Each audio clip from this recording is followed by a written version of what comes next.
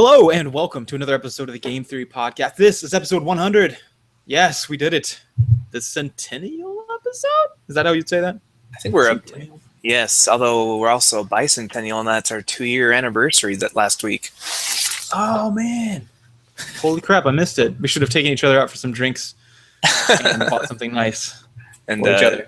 Celebrate it as couples do. Yes, and with our audience as well. Free lemonberry. What was this thing? Nerds Sonic Slushie. Oh my god! They put Nerds Slushies now. I know that was a terrible idea. I had one that was Jolly Ranchers in slushie, and I was like, I love Jolly Ranchers, so I ordered it. No, you don't want to drink that. That's just it's just ground up pieces of candy. It's such a choking hazard. Yeah, my wife got them for my 2 kids, and Elijah actually. Man, my kids are weird. Davian was like, I don't like anything but broccoli, and if you cook it, then it's not as good. And so he loves broccoli. He put it on his welcome to pre-kindergarten thing. He put it on his getting to know you. It's like, what's your favorite thing? Broccoli. Oh, he's out to make friends. I see. Yeah, exactly. I was like, you little nerd. But it was just too sweet for the kids, and I was like, not too sweet for me, bitches. So I ate it. But you never get done with one of those. So I just got to the bottom of it. You never get to the bottom, and you're like, oh, I make such good life decisions. That was so smart. Was that a humble brag? Like, my kids are so weird. They were raised incredibly well to only enjoy healthy food. Weird. Well, dude, behaviorism works. If it didn't work, then I'd be out of a job. That's what I don't understand. Like, if you go to a counselor or or a psychologist or anyone, and they don't have their life together, I risk a little bit of what's it called, fat shaming now or anything. But if you go to a counselor and they're overweight or they're smoking or something, I can't help but go. Sort of obvious bad life decisions. Yeah, where you're like, your doctor's not gonna like that either way. But you're kind of thinking to yourself, if you were designing a character for D&D or a video game, do you really just you're staring at it and you kind of click on it and you just start pulling the stomach out? You're like, I want to get about that fat. That's exactly where I want to be. You're sliding the breast augmenter up and you're playing a guy. You're like, I want the man boobs about C cup if possible. Are the man boob physics actually any good? I want it to be when I walk, it's an embarrassment. No, What if they did that? You know how breast physics are really hard for game developers to do? They just bounce all over the place. What if they started implementing that for overweight male characters just to make people feel uncomfortable? That would be perfect. That's what I'm waiting on. But anyway, all I'm assuming is that these people would like to be a little bit on the healthier side and that they can't quite achieve it. And then I think, if that person can't do it themselves, why would you take advice from them? I don't get it. Anyway, whatever. That's being super judgmental. That's not what we're here for. We're here to celebrate the party for 100th episode. We have been doing non-traditional episodes for a while now. I didn't even remember this section existed, but it does. You mean our news and reviews? That's right, dude. Speaking of which, because we haven't done it in a while, there's a lot of news. So you ready to jump into the news section? Let's do it. Let's do it, bitches. Or friends. I got in trouble once for saying that. Let's do it, friends.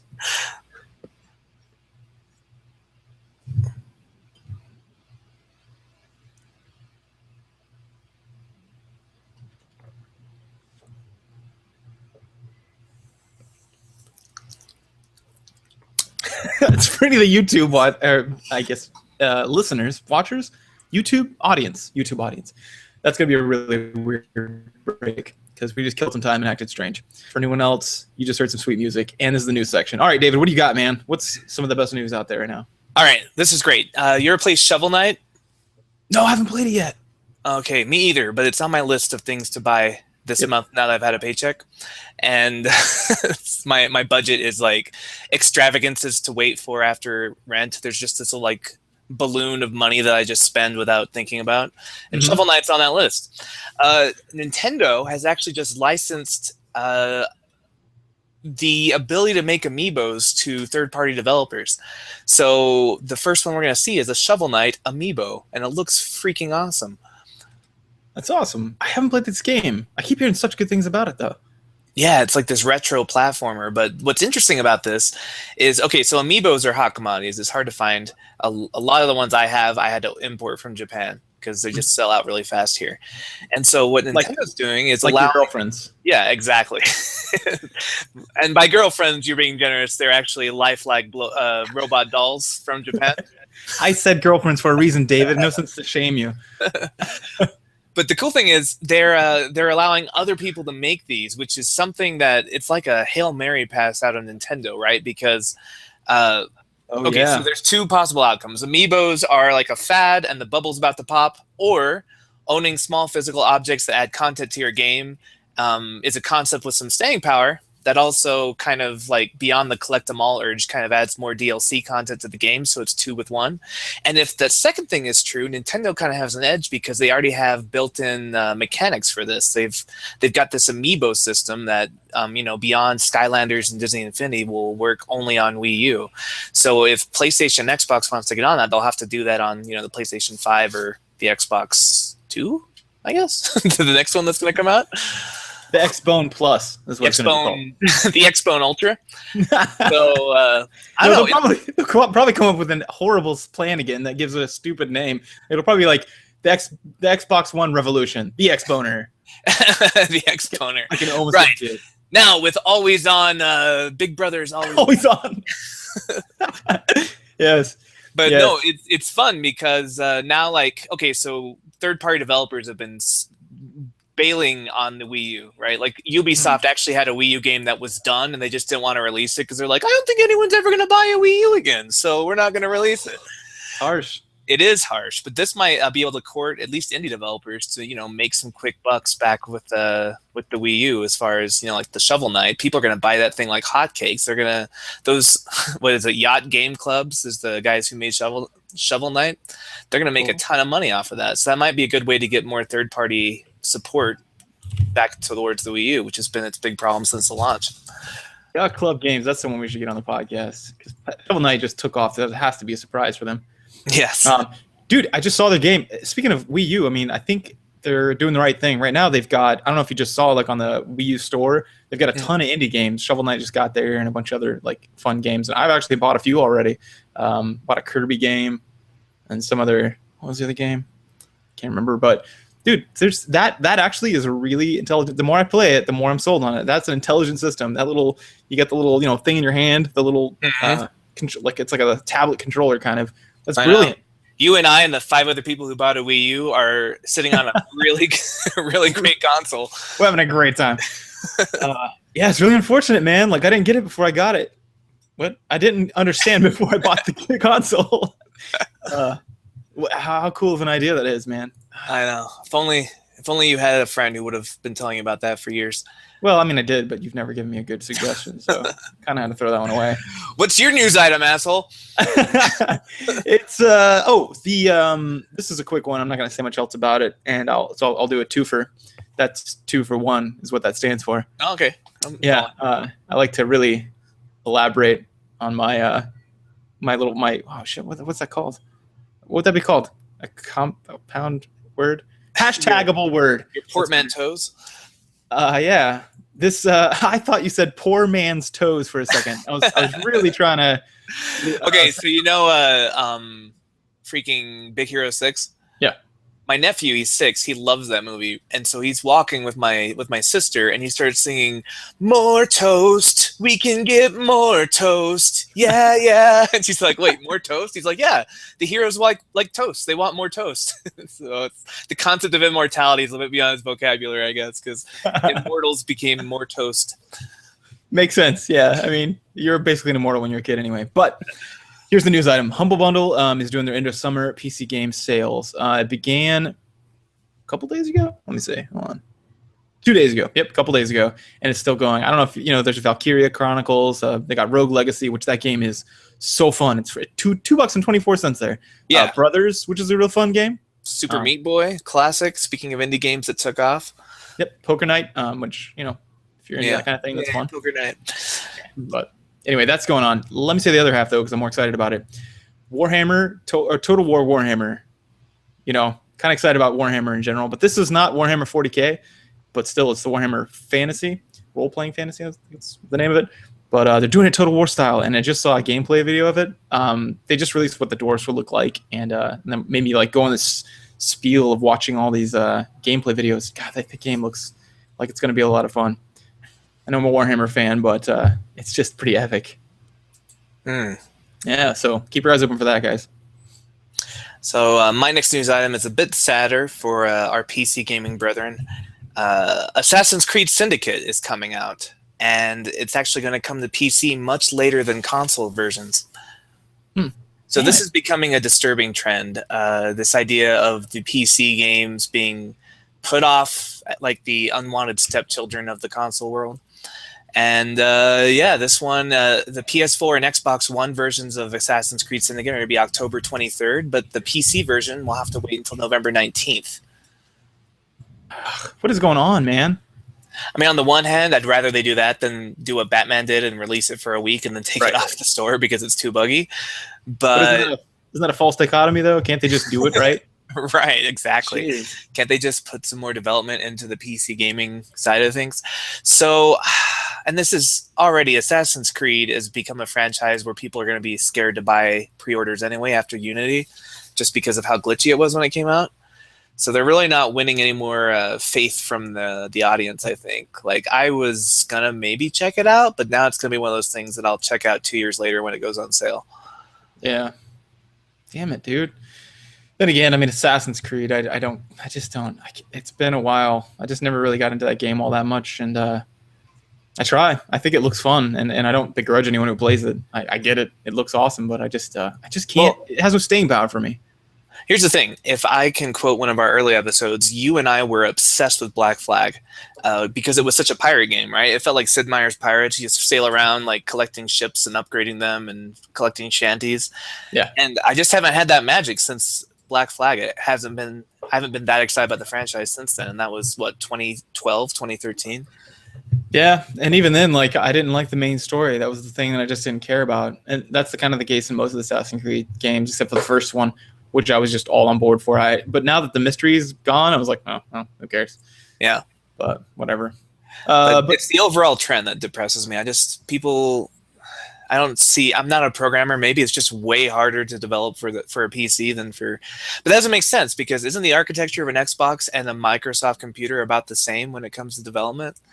Yeah, and especially with Windows 10, I just upgraded to that. You know, the free upgrade that some people are getting. Yeah, it popped up on mine. I just was like, oh, why not? And it's essentially like it's a universal OS. Like, 'cause it'll say things like download this app to get weather wherever you go, and I'm like, what? Right? Yeah, they're trying to make one platform, a platform on everything. So your phone, your console, your computer, it's all one thing. Yeah. So I don't know why it's taking so much longer to develop for it. I know, and that was their explicit point, was they wanted developers to be able to make for one OS, and then you could use it on any of your devices. And so it doesn't make a lot of sense why they wouldn't be doing this. I don't know, whatever. PC gaming's getting fucked. So anyway, I held that long because I forgot if we had an explicit tag. I've been doing different recordings. It doesn't count if you say it in one long word. Oh, right. Yeah, that's sure. It's not offensive anymore.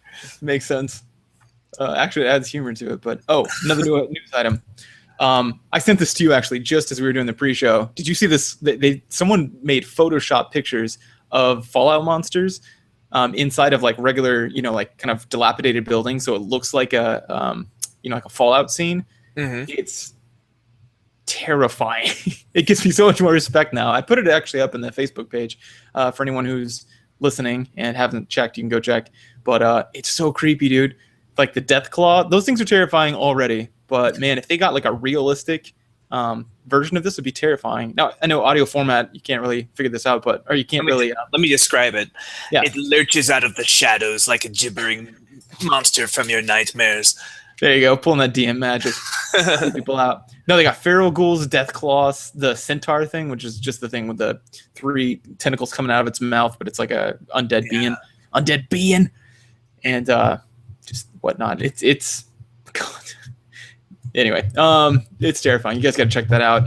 If you can probably Google it, and if you're part of the Facebook page, you can just jump over there and take a look. But I thought it was pretty cool.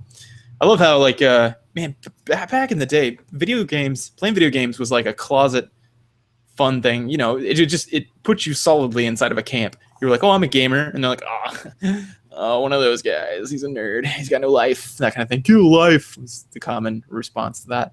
But now, like, this is all over the place. It's just everybody's like, oh, that's cool, man. Yeah, I even saw a shirt the other day. It was it had Triforce, and it had 3 different versions of Link from different games, and it says, "I'm not a gamer because I don't have a life. I'm a gamer because I don't want just one." Oh, I love it. Very good. So speaking of gaming, which is what the whole show's about, so that's a terrible transition. But my next story is about Star Fox Zero coming out on November 20th. We have a launch date for that. If you haven't been following this, it's the new Wii U Star Fox game. It looks like the N64 Star Fox game, except prettier, which is really all I ever want out of a Star Fox game, is just that over and over again. I just want Peppy to say, do a barrel roll and remind me about my dead dad. And I'm back home. I'm back home. Yeah, that should be on the starting credits. It's like, dun, dun, your dad is dead. Peppy's like, yeah. You bought this game just like your father would have, had he been alive. But he's not. He's dead. There's also Xenoblade Chronicles X and Yoshi's Woolly World and Super Mario Maker coming out the same month. So it's going to be a fun month for buying video games if you're one of the 5 people who have a Wii U, including Jeremiah and I. Hey, yeah. So the 3 listeners that do. This Mario Maker went completely over my head. I don't get it. I don't understand. Okay, I didn't get it either. And then Facebook started. Have you seen these little Facebook ads where they've teamed up with Nintendo and they're having this big contest to make levels and they're just doing it like a documentary? No. It's like a reality TV show or a game show where they're interviewing the people behind the scenes and asking about their design philosophies. But I'm looking at these levels. I see the appeal now. Like, I'm not a creative person that way, where I'm not like, I want to be the next Shigeru Miyamoto and do level design. Like, that's not my gift. But there are some people of our listeners who are game designers. I think they would enjoy this. It sort of democratizes the whole Mario modding community that's been around for a long time. And some of these levels look really fun to play. I mean, it makes sense. I played Little Big Planet, and playing a lot of the user content, I'm just completely surprised about how creative people are, especially in the very beginning where there was very few tools and people were making the most incredible things. And they have themes. There was a BioShock one where your little sock guy is walking along, and then you get in a boat and you start swimming along. Or no, you're in a plane and you're flying, and then all of a sudden the lights go off and and you can tell there's already a crack in it at the bottom where it's going to open, and it cracks open and you just fall down into the water. And then you see a little tube and you get down and you go down, and then it's like it was amazing. And actually, there's been a few like that, but I think people who are like super creative like that, I just have a lot of respect for. So I might pick that up just to play the user content. Like, I won't contribute to the community, but I'll be like the most. That's my philosophy in life. So yeah. That's how I play Disney Infinity. Like, I'll sit there. It's the same reason I don't get into Minecraft. I'll sit there with a blank Disney Infinity toy box, and I'll just look at it and be like, I can build anything.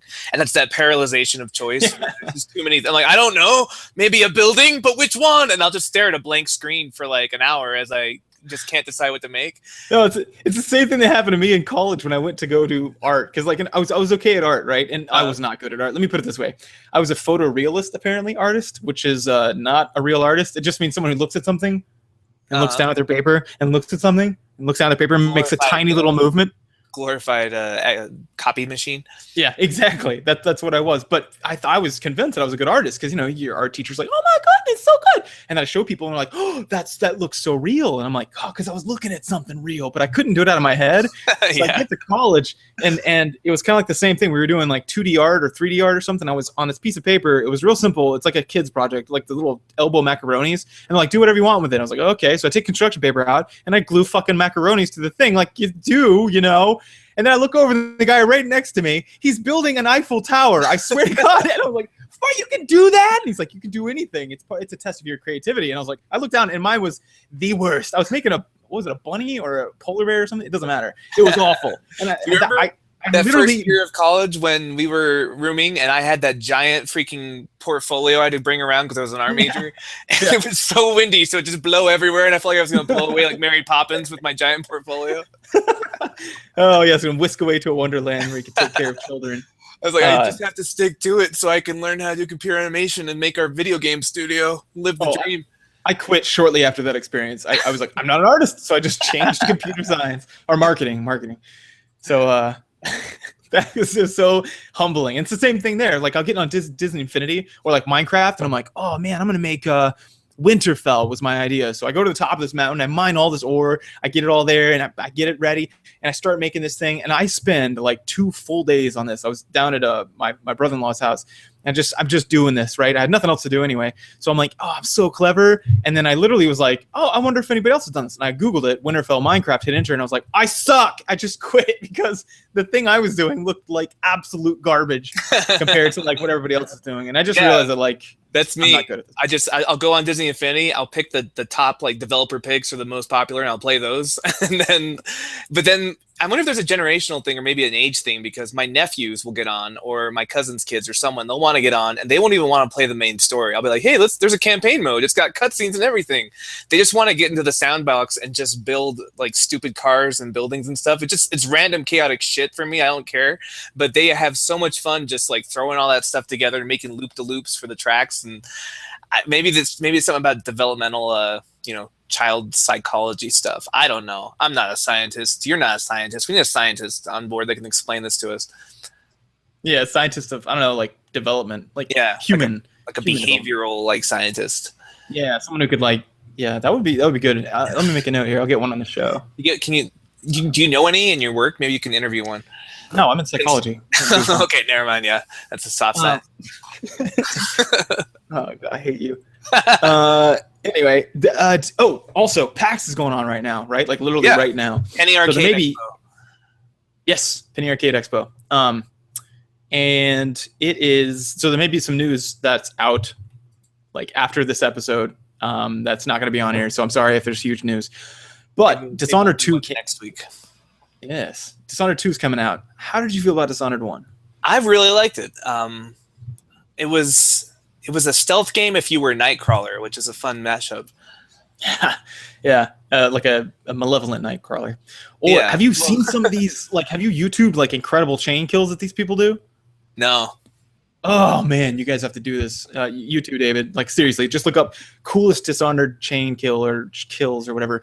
It's incredible. Like I thought I did cool stuff, but it's just like the elbow macaroni. I suck. Like you do something, you pull off something that's really cool. Like you bust into a room in slow time, and then you zoom into one, you stab them, you throw like one of the bombs, and it's going in slow mo, and everyone's slowly looking at it in the middle of the room, and then you stab someone else, and then you run up and you clean up the other two with like a sword fight. But then, and I was like, I'm the greatest stealth assassin ever. I'm so honored to be Dishonored good. I couldn't make a joke out of that. Sorry, David. Anyway, that was Crash and Burn. 100th episode. 100th episode. Hashtag. But then you watch these guys, and it's incredible. Just Google it after this, man. You will not be disappointed. Did you see their booth at PAX, the Dishonored 2 booth? Yeah, that looks cool. It's like a Victorian parlor. It's kind of like a little like fireplace and painting on the wall. Yeah, actually, here I'll put this in the Facebook page right here now too, because you gotta see this. It's so cool.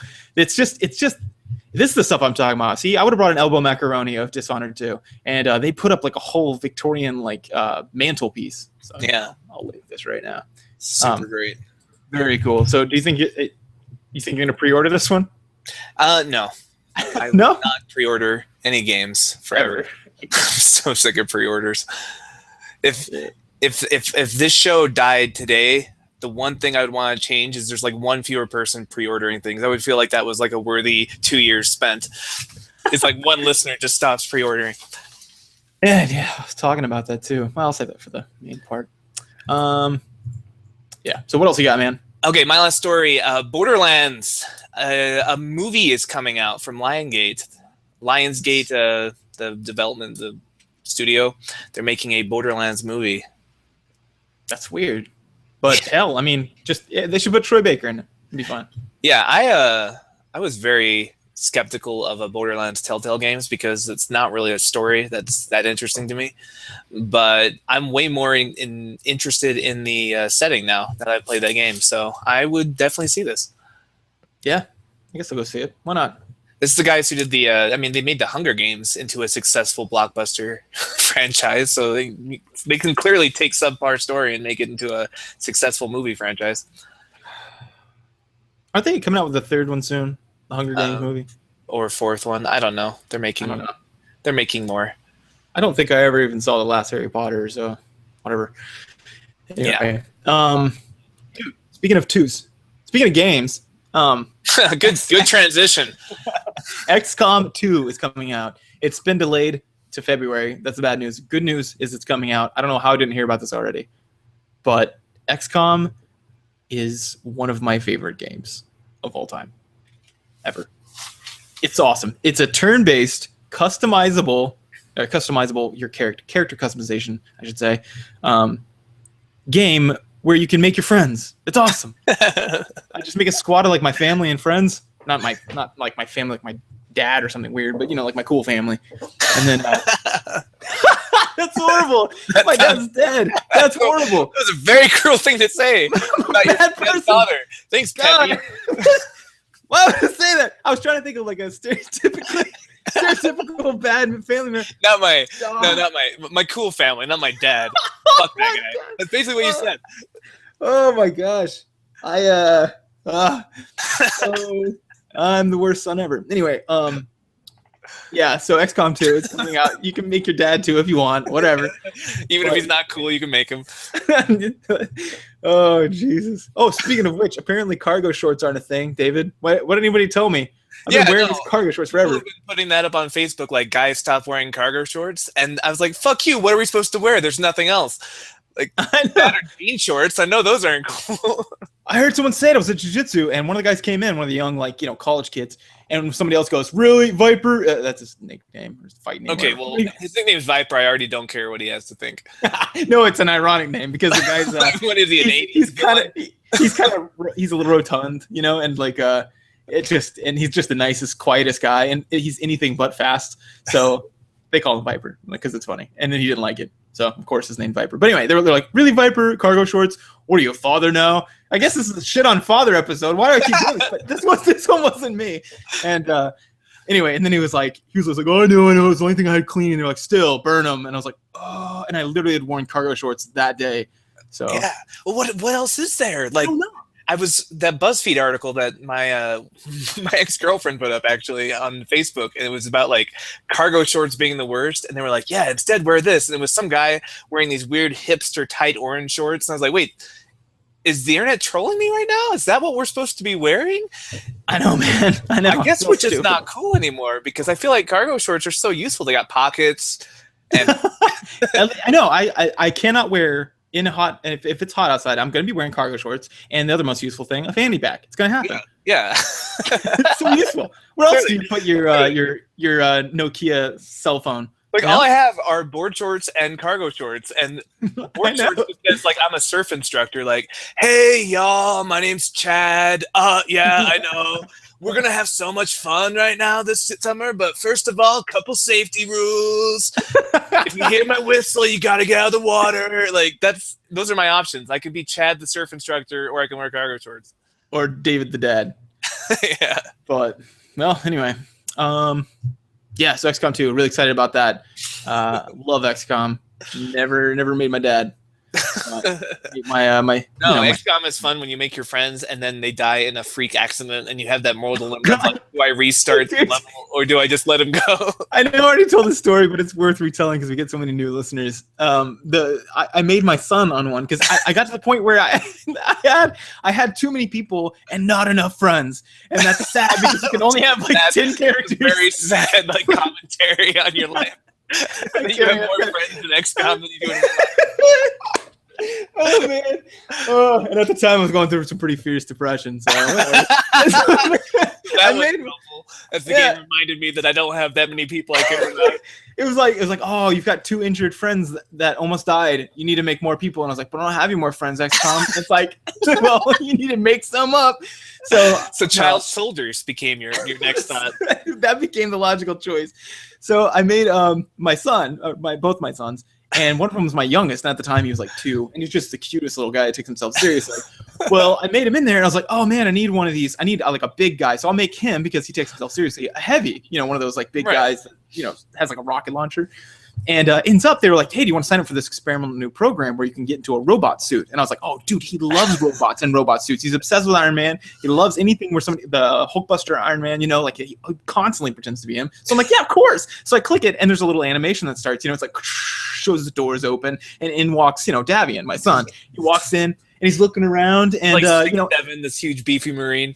yeah, but he's got a smunchiest face, like this little. I think made his face all fat and tiny, and then anyway, so he walks in. He's like, and they're like, oh, sit down on this table, and he's like, okay, and they're like, now lay down, and then you see some gas and stuff come up, and then he like backs into a machine. I'm like, wait, what are they doing with my son? And then the doors close, and then the engineer walks up and hits a couple buttons, and then it chops off his head and attaches it to a metal body, and he comes out and he looks sad, like it's trying to make you, you know, like make you like you just did a morally questionable thing. That's what I did to my son, and I was just like, it was hilarious. And then from then on, you know, he doesn't talk with any sort of emotion. He goes, what do you wish of me? When you come out, I'm like, oh God, my son, what did I do? Oh man, this is the shit on Father's episode. I think I know why. You were the worst dad. It was so bad, but every time I played with him, he was so powerful. So I had to ask myself, I was like, worth? No, yeah, the ends justify the means. He saved the planet. Oh man, yeah, he was incredibly powerful with no feelings whatsoever. Okay, what is it with kids and technology? Like their native language is technology. Like, okay, my nephew, again, the 6-year-old one, my sister overhears this conversation, and he's got her phone in the other room, and he's just talking to it, and he goes, "Okay, Jarvis, tell me where my friend Ryan is." And it's like, "Here's what I have about lions," and he's like, "No, not that. Fine. Where's Eastside Elementary School? I'll just find him from there." And it's like, "Here's directions to Eastside." And he's like, "Thanks, Jarvis." And then he goes, "My name is not Jarvis." And so he goes, "Oh, I'm sorry. What's your name?" "Hi, my name is Siri." And he's having this conversation, and in his head, he thinks Siri is an advanced AI like Iron Man's Jarvis. Yeah. Like he's just conversing with it. And he doesn't think that's weird, right? Like, isn't that a weird thing, like, to think that exists? But I don't know, kids, they just glom onto technology like it's just, they just take it for granted. That's interesting. Did you ever see Her? No, but I want to. The premise is interesting. It's basically a living Turing test. Yeah, it's actually really interesting. There's some weird parts, a little bit of humor, but it's great. And it's got a weird Chris Pratt cameo, which is fun. But those ads are not real. They must be photoshopped. I've seen Parks and Rec. Yeah. Yeah, but anyway, it's like that. I bet if a kid watched that, like, it blows our mind because we're like, but it's just a computer, and like, but a kid's probably completely they just live in a world where I saw Iron Man talk to his AI, like I can talk to mine. What's the big deal? Yeah, it's a person, it needs to be fed. Remember when you came over, and this is when like Siri was pretty new, and we just spent about an hour, like our last day together, just talking to our phones and asking weird questions just to see what they'd say. Yeah, and because you know that those some developer somewhere has to parse those at some point. So they saw a series of weird questions like, how do I hide a body? And then like, anything that was funny to say to a phone. Siri, quick, how do you hide a dead hooker? And then Siri, how do you clean bloodstains out of a coffee table or a coffee or couch? And then Siri, what do you do when the police come to your house when you have bloodstains on a couch? And then like just a series of questions. I've taken the liberty of calling the FBI. Siri, how do you turn the FBI off? Siri, don't cancel that. Cancel that. Anyway, that's all my news items. So yeah, that's gaming experiences.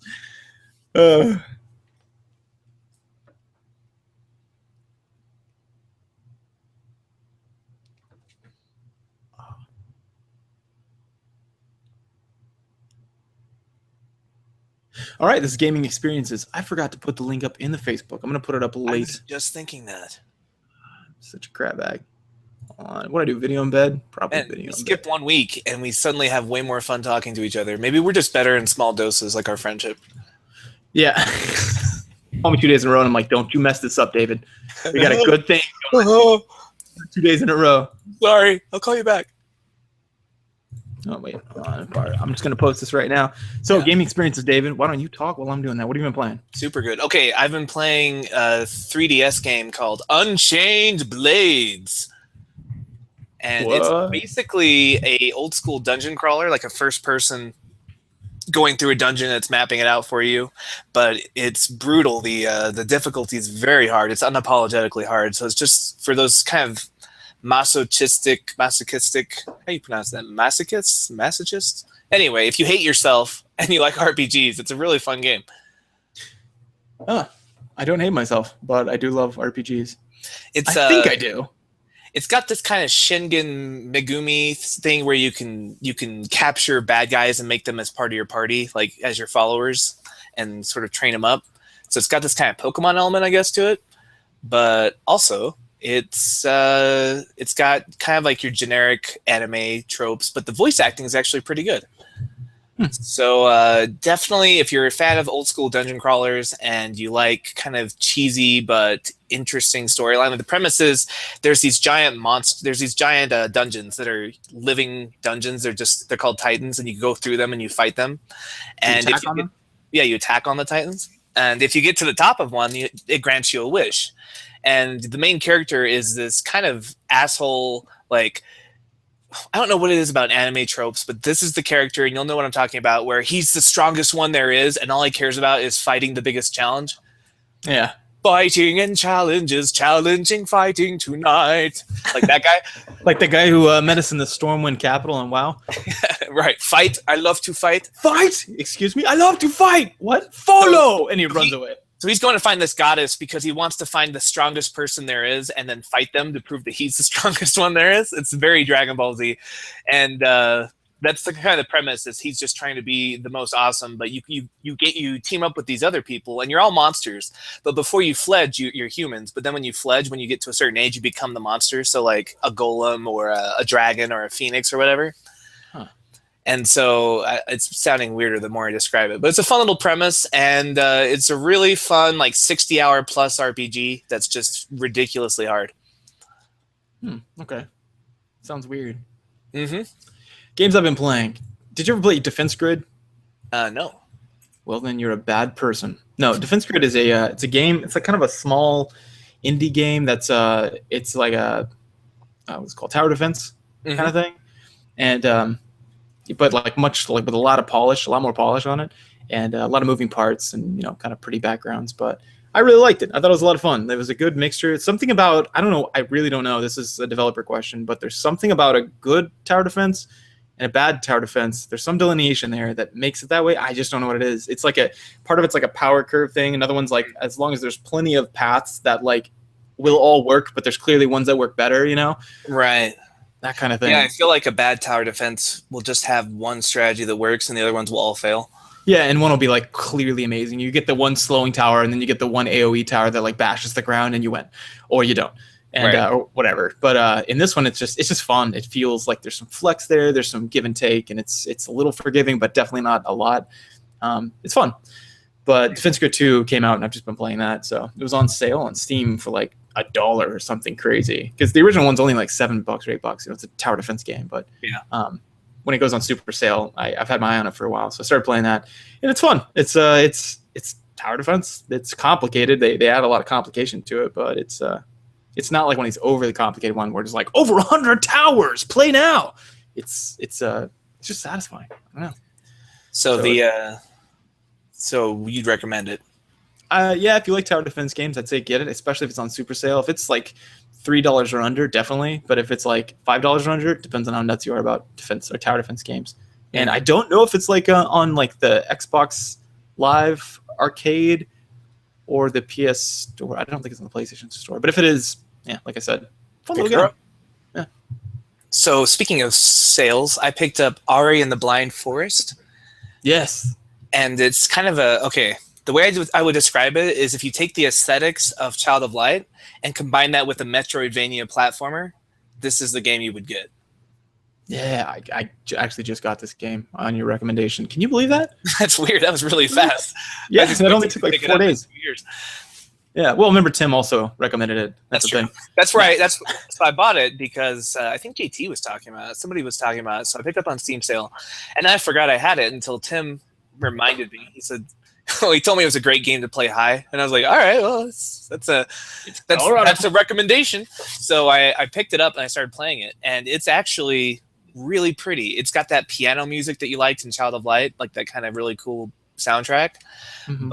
And it's also got that feeling of playing through an oil painting, just like lots of deep blues and blacks. It's a very calming color palette, but the gameplay is really tight. Like it's got platforming elements. It's got a tech tree where you can upgrade, like pick up a triple jump or pick up the ability to breathe underwater, like stuff that will help you explore the environment. and or stuff that helps you fight better. There's 3 different talent trees you can go by. So there's like one that makes you live longer, one that makes you better at finding secret items, and one that makes you better at fighting. And being the completionist, I was like, finding all the secret items is my #1 priority. So I went down that tech tree really fast. Of course. But my one complaint, and this is just a game design thing, there's a few areas where you cannot go back to them once you complete them. And now I've got this big kind of 80%, like I can never complete the game all the way because I'm like, and I went online, I was looking for people who like had found a workaround. They're like, yeah, just pick it up on your second playthrough. And I was like, I'm not playing through this a second time. I want to beat it and then move on. I've got so many games to play. But if you're not a completionist, that probably won't bother you as much. And if you are, just be very careful before you leave an area because you might not get to go back. Wow. And, speaking of plenty of games to play, I've been playing Witcher 3. Mm-hmm. I can't. This game's still going, David. It's still going. I can't. Cannot play. I can't. And what's addicting is that I've gotten so high level now that I'm outpacing the side quests. You know, like you don't need to do any of the side quests probably to get through the content. Maybe a few of them, but I've been doing them, and so now I'm like way high level, and I'm like I gotta go to that story mission because it's actually like green now. So if I go do it, you know, like I'll be like they'll be like, oh, a huge story battle. I'll be like, oh great, 2 slices. It's like World of Warcraft where your quest log starts turning gray, and you're like, well, there's no point really in doing this anymore. Yeah, exactly. Except now it's like the main storyline.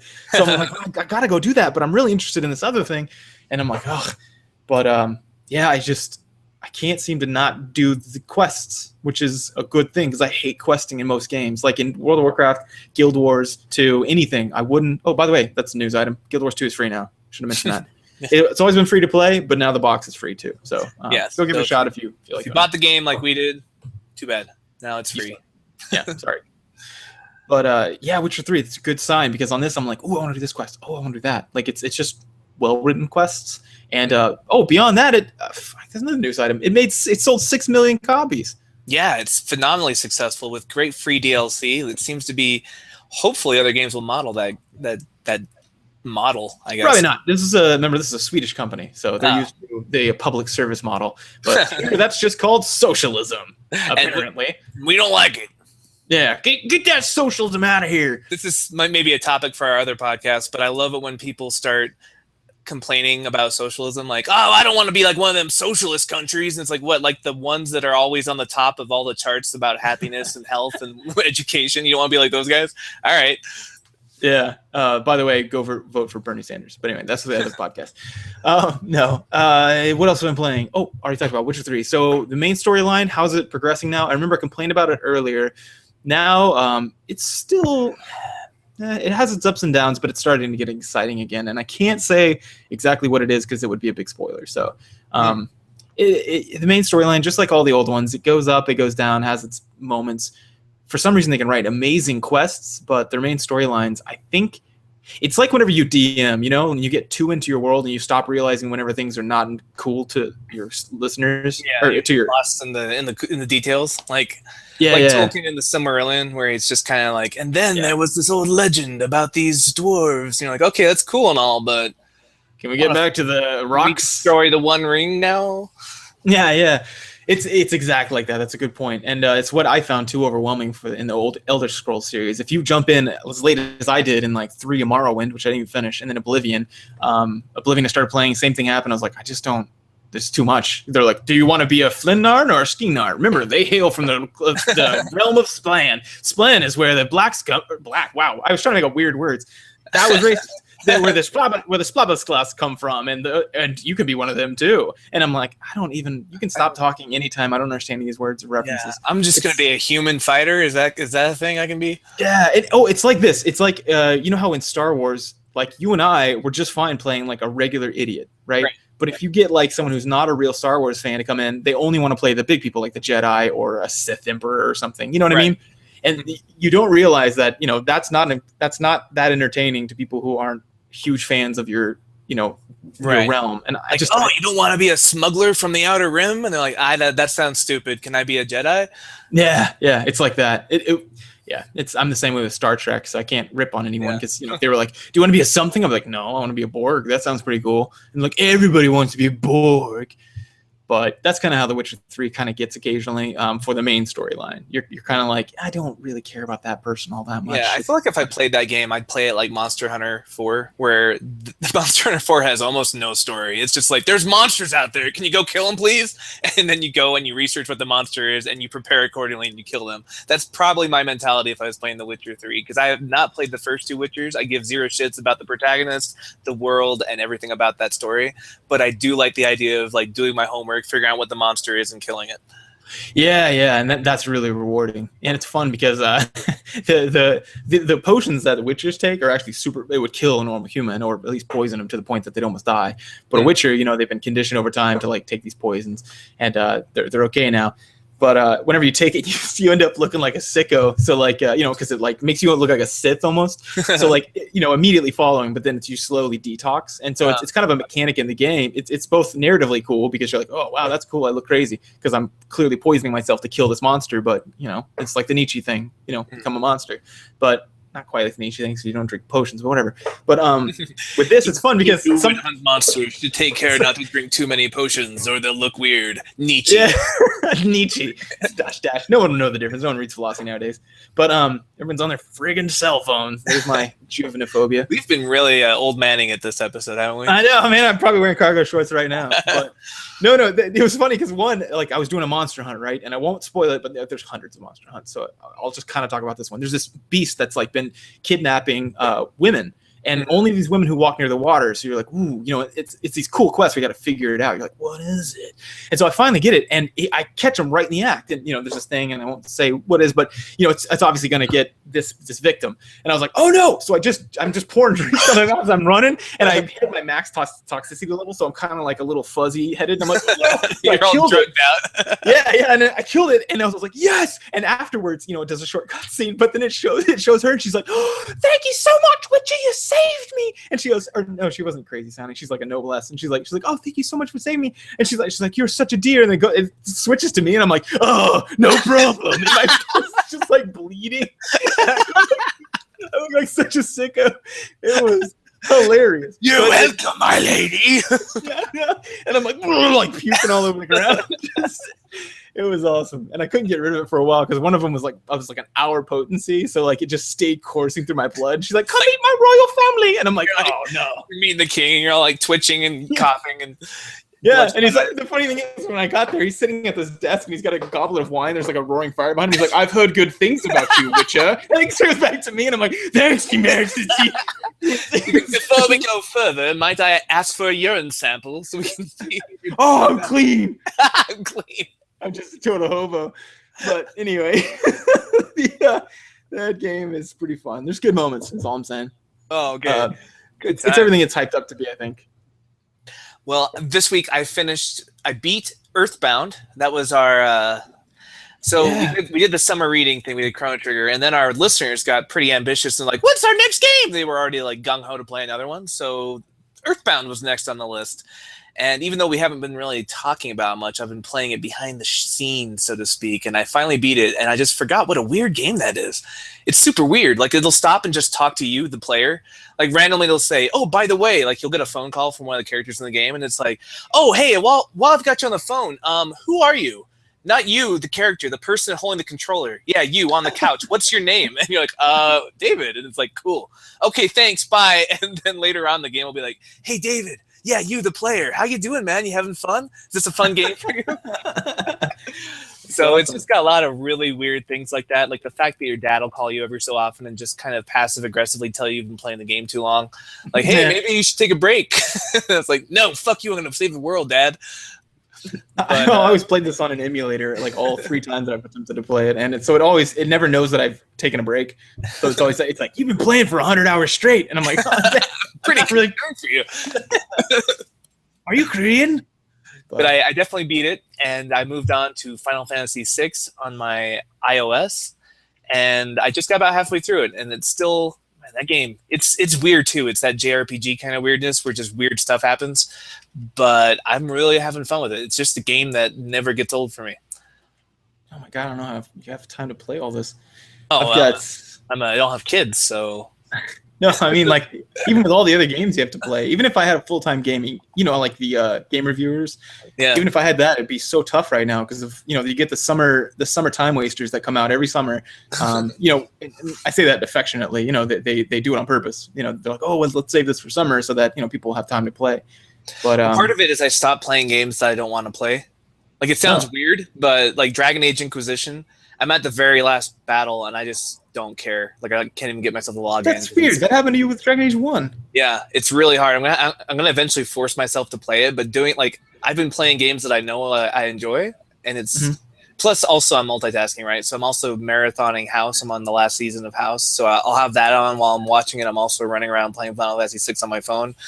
So I'm doing a lot of things at once, but a big part of it is just stop playing games that aren't fun.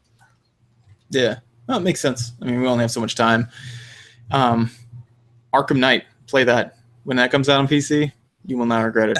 That game is so fun. Or it's just, I don't know, fun. Yeah, it is fun. It just draws you back, and then you just find yourself playing it and playing it and playing it. But anyway, a big part of that is like self-perpetual. Like, the more you do something, like it's like when you play WoW for a long time, you really get into it, even the dumb stuff. Yeah, it starts reinforcing the behavior. Yeah, it's a BIM self-perception theory. It's about we do things and then we try to explain why we do them, and so lots of times we find ourselves in these behavioral contingencies, like of just playing this game because like there's small rewards, and then over time you're like, oh, I like this game, and it's like, you start to identify as like the person who likes that game. Yeah, exactly. It's weird. Like, weird. Oh, I'm a completionist. Am I? Is that fun for me, or is that just something I started telling myself and now I'm doing it? Yeah, and there's more evidence to show that that's true than any of these cognitive models that assume that we think about something before we do it and then we do it. Like, that does occasionally happen, but it's all the times we don't do it that falls under the radar. It's like we're really bad at not. It's like that phenomenon where you learn a new word, like ultracrepidarian or something, and then all of a sudden it pops up everywhere. And what you don't realize is that more. Yeah, when it goes through, that's actually our brain is wired to not put a lot of shit into our memory, right? If we did, we would be very slow people, because we'd be like looking at everything on the wall and then every little piece. And it turns out we don't do that. So it saves time by saying, oh, I'm only going to do the important stuff. And when a word comes up that we don't know, it doesn't go, hey, here's a word. It puts that in there, and it's like, remember all how to say that? I don't know what that is. Why would you do that? Like, that doesn't make any sense. And so that's just how that works. The same thing with like self-perception theory. We remember all the times we thought about something before we did it, but of course we don't think about the things. We don't store it like, oh, hey, you didn't think about that before you did it. Here's another time. Here's another time. Here's another time. That's so we have no from listening to this podcast for 100 episodes and having a like osmosis minor in psychology just from hearing you talk about it so much. The one thing that's like changed how I view humanity more than anything else is that we're just really bad at knowing why we do things. Yeah. Or we'll come up with reasons post hoc why we did something that just is not accurate. We're so confident. Like, you try to tell like the average layperson that like you don't know why you do things. They're like, well, yes, I do. Of course I do. I did that because I was this way. Yeah. But anyway. So those are all the games I've been up to this week. Last game for me is, and I won't bore you with this, Heroes of the Storm. David, I got to get you back in there, man. It's fun. They came up with some new characters that are just fun. Like Leorc, the guy from Diablo 3, the Skeleton King. He is fun, dude. Like, he's just this. They're the thing about Blizzard is that they're good at a lot of things, but one of the things they're really good at is animation. And this guy looks and feels like a crinkling old, he kind of does this like hobbling step, and then when he swings a scepter, he kind of like puts his whole body and falls on someone. It's just. And so you're just this walking terror, and people are like, then you have this huge skeletal swing, and it's just. I like his mechanic too, where when he dies, he just still walks around like a ghost and messes with people. It's like the reverse of Uther's thing. Yeah, exactly. Blizzard's taking a lot of risks on this with Abathur, that character, then now this Undying trait, and then Uther now resurrects whenever he dies, and it's on a timer, but like, you turn into his ghost, you can heal people, just like on WoW. Remember, you can do that as a priest, but then you resurrect right where you were standing with half health, and so that's crazy, right? You're like, oh, that can't be balanced, but it is. Like, it's still not the best healer, so it's fun. It's a fun game. But other than that, I'm looking to play this Ori game. Ori what forest? Let me say. The Blind Forest. Blind Forest, yeah. Yeah, play that. I'm interested to hear your thoughts on it, because it really does. It feels like a platformer version of Child of Light, and that was your pick for Game of the Year last year. Yeah. Well, cool. All right, guys. Thanks for tuning in this portion. We're going to switch over to the other feed for the episode 100 main part where we talk about everything. And we'll see you guys. Oh, actually, for the listeners on the podcast, you just have to wait. And for the YouTube viewers, I'm going to put the link in the Facebook page. So see you guys there.